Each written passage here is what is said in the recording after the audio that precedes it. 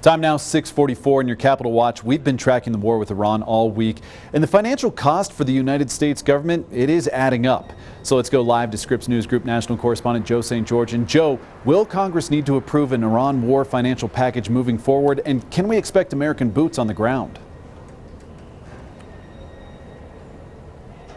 Well, there's a human cost and there is a financial cost, right? In the last 12 hours or so, we learned the names of the final 2 service members who were killed in the initial wave of strikes from Iran. Chief Foreign Officer Robert Marsden of California, Major Jeffrey O'Brien from Iowa. The ages of the 6 American service members killed range from age 20 to age 54. The human cost, so important to keep front and center on both sides of the battlefield.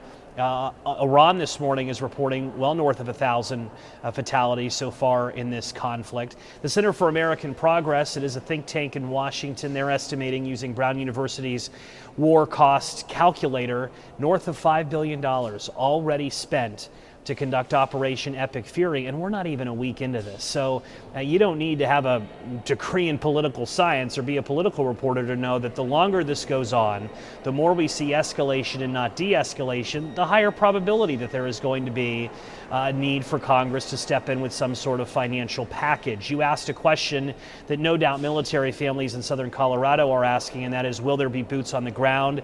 You do get conflicting answers from officials, but one report out there is that the president may rely on pro-American Kurdish forces in Iraq to conduct some sort of ground operation. Now, the White House denied that yesterday at the White House press briefing, but that's certainly one scenario that could play out. Many military experts will tell you that very difficult to achieve regime change.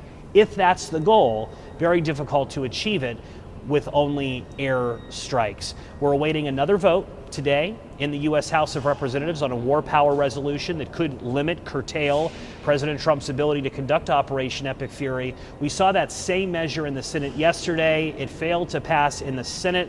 We're expecting it to fail to vote in the House today. This is a victory for President Trump, but these votes are important because it puts our local members of Congress on the record with this conflict. So an important vote playing out a little bit later today here in Washington.